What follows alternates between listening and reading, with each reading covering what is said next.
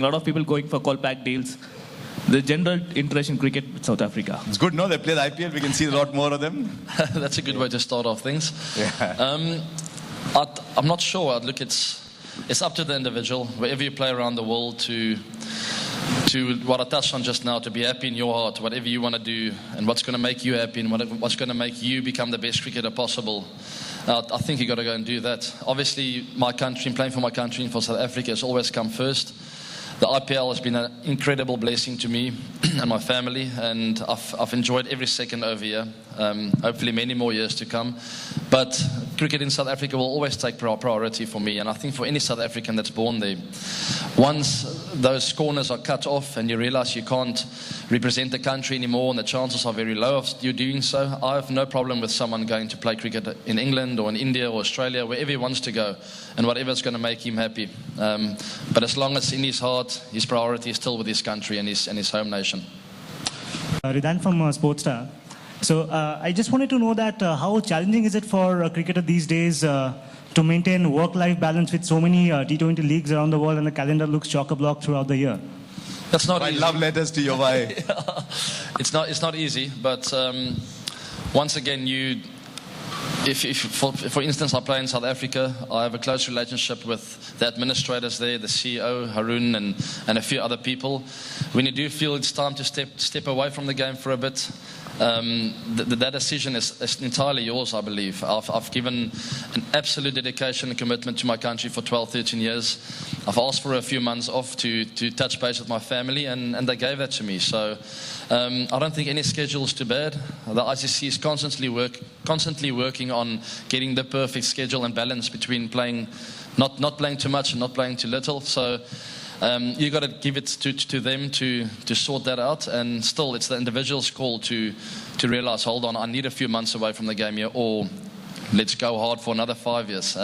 So I feel ready to go for a few more years, but with so many players on a different position around the world. Right, he's taking a pit stop then, okay, to keep the analogy going today. He's just taken a pit stop. Is there another question for anybody or for him at all? Yeah, okay. No, Dinaga, you got to speak louder. Mic's not on. If Yeah, you'll be louder. playing against India in this home season, that be the series everybody anticipates. You always done well against India. India-South Africa series have been hard-fought in South Africa. How do you look forward to that series? I very much look forward to it. Firstly, I haven't played for a while in the test arena, so it's not my decision whether I'm going to be in the team or not. Hopefully I'll be selected. So that's the right answer to say. First off, I wanted to get that out of the way. No one's got the right to just walk into a team. I'm prepared to work really hard over the next few months to be in the best possible kind of form that I can be, to go and hopefully be selected in that test side. But if not, then we start against Bangladesh. So I've got a bit of cricket coming up before then. That series against India is going to be great, I believe. They've given us a run for our money over the last few series they played over there. I remember Sessions' last series in South Africa. We drew 1-1. It was a really hard-fought series. And it's always really good cricket. So I'm looking forward to that series, and hopefully I'll be on the park with the boys to compete against some of my opposition and also teammates against India.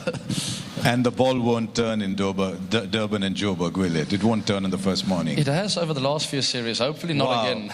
Yeah. Definitely not in Joburg, but in Durban it's had a bit of turn, so we need to sort that out. Yeah. We'll have a word with them. We needed to do that. Yeah, a couple more, yeah. You've been playing other sports also, so that helps you enjoy play the game and also be here as a brand ambassador. When you watch, you bring a lot of enjoyment in the game, whatever you do. How much of playing the other sports has helped you play the game as well as be here? How much? How much has playing other sport helped you play cricket? Oh, yeah, it's played a big role in my life. I grew up with playing a lot of tennis, rugby, hockey, golf, you name it. I think I always refer back to, and I wrote about it in my autobiography, about tennis playing a really big role in my life. I feel that's put me way ahead with hand-eye coordination, and also good fitness, good footwork, good feet.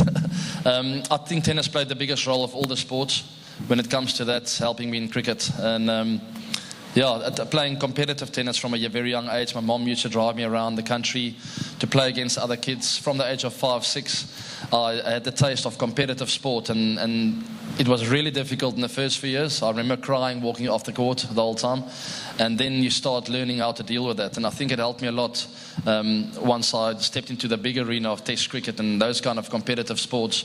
It made me feel really calm and relaxed, and it made me feel like I'm at home.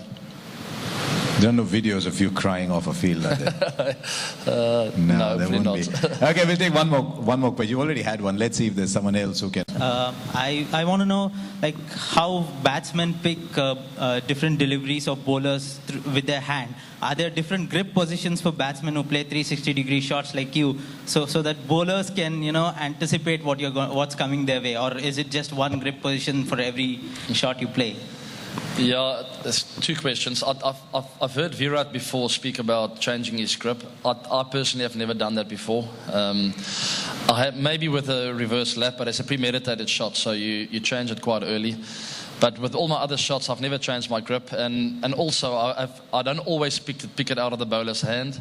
Then it becomes really important to watch the ball closely and to play it off the wicket even sometimes. On slower wickets, you have to play it off the wicket when you don't pick it. I find it difficult sometimes, and I think all batters do at night or when the sun is going down, to pick some of the spin bowlers. But that doesn't mean that it's game over and that you're out.